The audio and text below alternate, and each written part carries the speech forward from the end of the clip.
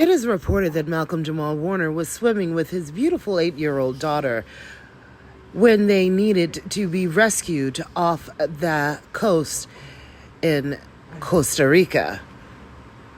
Let's get into this. So apparently Malcolm Jamal Warner was swimming with his 8-year-old when they needed to be rescued. And according to this ABC 7 article, Malcolm Jamal Warner was swimming with his 8-year-old daughter on Sunday off the coast of Costa Rica when he drowned. Surfers spotted the actor and his daughter struggling and dove in to help. Now, I'm not a conspiracy theorist or anything, but I'm just going by what is being reported. Okay, we can picture the two of them out there. They're starting to struggle a little bit. It's not like they're on the beach alone and nobody saw what was happening. So when at the first sign that they're struggling, you got people who noticed it and they came in to help. Okay? That's what it clearly says in black and white right here. It says, surfers spotted the actor best known for his role as Theo Huxtable in the hit TV sitcom The Cosby Show and his daughter struggling and dove in to help. Okay, they're not dead yet. They're struggling. And they dove in to help.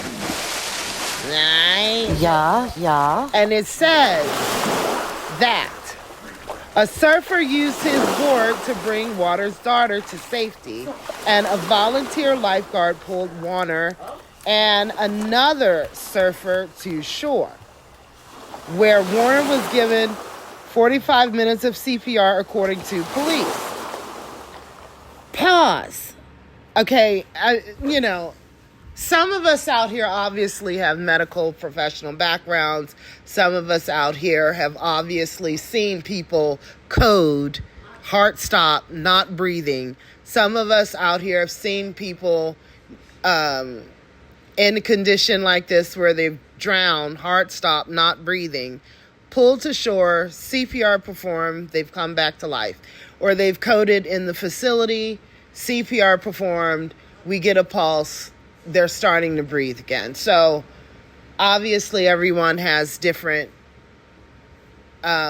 lived experiences when they are seeing and hearing different things. So when I'm seeing and hearing the fact that they were struggling, people actually saw them, dove in, pulled them to shore, started the CPR immediately, presumably.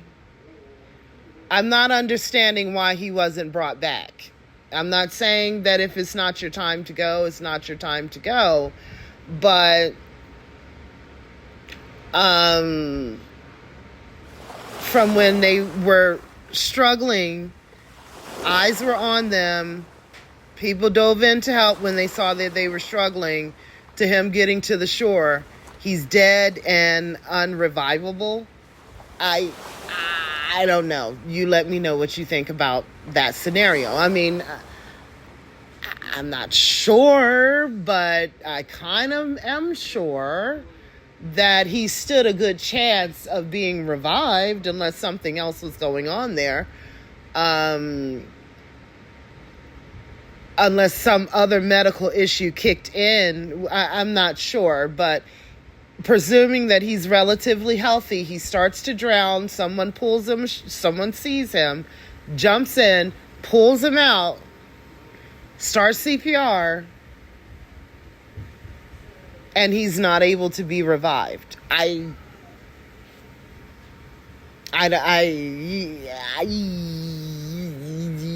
don't want to be a conspiracy theorist.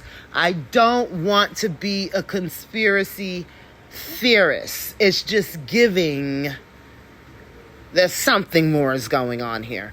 Anyway, but that's just what it's giving, but that may not be what it is.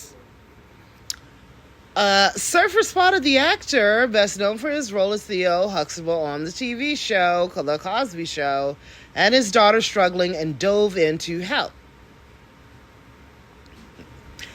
A surfer used his board to bring Warner's daughter to safety, and a volunteer lifeguard pulled a volunteer lifeguard. I'm volunteer lifeguard. I'm sure these lifeguards have seen this scenario many times. They know what to do. Pulled Warner and another surfer to shore, where Warner was given 45 minutes of CPR, according to police. Police told ABC News on Tuesday that an autopsy died on Sunday. Okay, so the autopsy, police told them on Tuesday that an autopsy on Warner was completed. So he died on Sunday. The autopsy was completed already, at least according to ABC News, that they learned about the fact that the autopsy was completed Tuesday. The forensic pathology department said the autopsy confirmed Warner's cause of death, which was described as asphyxiation by submersion and was accidental. So the CPR didn't pump out any of the fluids in his lungs. Well, obviously they're saying that he drowned. But both surfers survived. Okay. Warner died near Cocles, a beach in Limon, Costa Rica, after getting caught by a rip current. He was 54 years old. He lived a relatively private life, and there are a lot of things about Michael Jamal Warner that many did not know, which he was a poet in his own right. And I will leave you with one of his poems, spoken word by Malcolm Jamal Warner himself. I am tired of running for shade. And aren't you tired of being hustled and played? And aren't we all tired of crying about how hard it is to be black in America, even if it looks like we've got it made? But freedom has its limits, so here we are, tear-streaked and salt-stained faces. Traces of trauma and pain lace our DNA like our black pride is cut and laced with self-hate, and we still think it's dope.